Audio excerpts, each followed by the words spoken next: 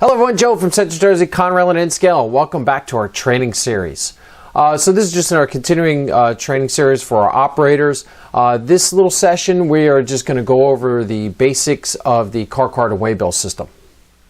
So as an operator here on the Sayrehurst Secondary, you'll be getting various paperwork at the beginning of each session.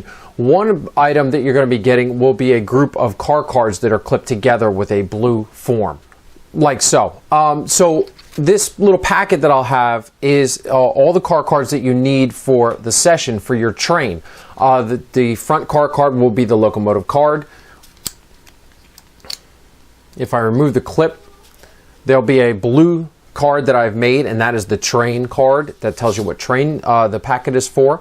And then the first car card that you look will be the gray engine card. And what that contains all the information on the locomotive. It has a small picture on it so you can quick reference it, and it's also going to give you your decoder address. The second group of cards, the yellow car cards, are going to be for your freight cars, and inside each one will have a white waybill.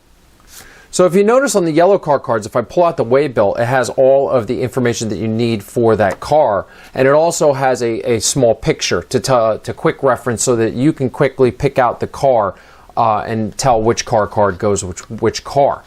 The waybill is merely tells you how to move that car around the layout. It gives the various locations, the trains that it uses, and any other pertinent information for the customer or the shipper.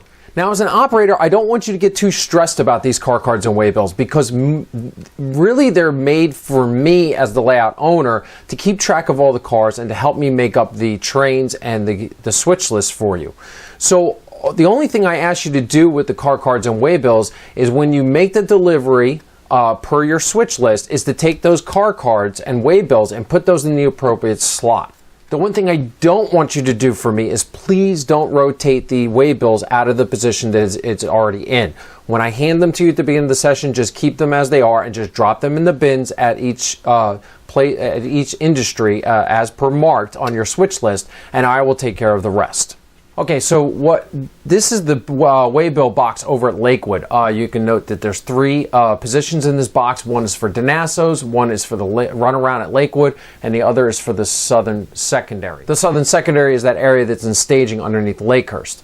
Now, if you notice, all we have done is just, when you're done with making your movements there at, say, Danasso's, all you're going to do is pick out those car cards that are in that bill box and then put your car cards in that slot. That's all that needs to be done. The other thing that you need to know is if you come across a car card in the box that has no waybill in it, you still need to move that car per your switch list. If the switch list indicates that it needs to go back to Brown's Yard, put it in your train and take it with you. Don't worry about not having a waybill. What that is I'm taking that car off the layout for one reason or another, and that is just a way to indicate that it goes back to staging and comes off the layout. Another thing you need to know about the waybills and car card systems here on the layout is if you come across one of these are customer request forms. These are specific instructions that can work either one of two ways. It may be in your car card, and if that's the case, follow the instructions on it that's in the car card, but leave this in the car card. I will take care of it afterwards. The other way that you may come across this is it may be in a waybill box on one of the wooden boxes. If that is, follow the instructions on what the car says in the bill box and then leave it in the bill box. Don't put it in the car card pocket. That is meant as a standing order for this, in particular this one here over at Clayton. It tells you to spot all the covered hoppers at the north end of the facility, and that's a standing order, so that's why it stays in the box. The other card that you need to be aware of is these cards here, these orange ones that say Way in Transit on top. These cards are inside the car card pocket, and that indicates that that car needs to be weighed at the scale in Brown's Yard before it can leave the division. So these cards, as the train crew, doesn't mean anything to you. It means more for the Brown's Yard operator, so that he knows when he gets this card, he has to run it through the scale before he can send it on the OI-16 or the CA-53 to leave. If you're running the SA-37 Extra and you're running a block of hopper cars down to Clayton, you may get one of these cards. This is a mine block card. You won't be getting an associated switch list. You'll just be getting one of these, and that just indicates that those cars indicated on there, that block, It indicates the first and the last car in the block and how many cars total needs to be moved as a unit. So if you have one of those in your car card pocket, keep it in that spot and just deliver the cars as you would normally with a switch list. Another little special card that you may get in your packet would be a green Waybill. These are to indicate that there are only 2 cycles, so the back is going to be blank. And what these Waybills are used for is generally for through trains that are only moving from staging to staging. So track 5 in the staging yard to take 1 loop on the layout back down to track 5. That's what this card is for. So really, I'm just telling you about these so in case they come up.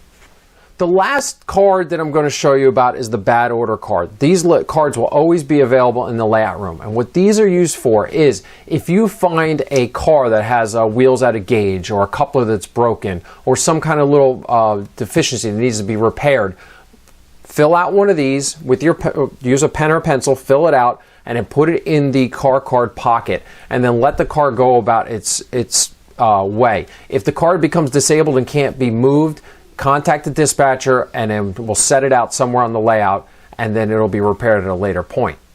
If the car can still be moved, send it to the location, the industry, or the yard where it's in transit to. Leave this in the car card pocket, and then I will take care of the repairs later.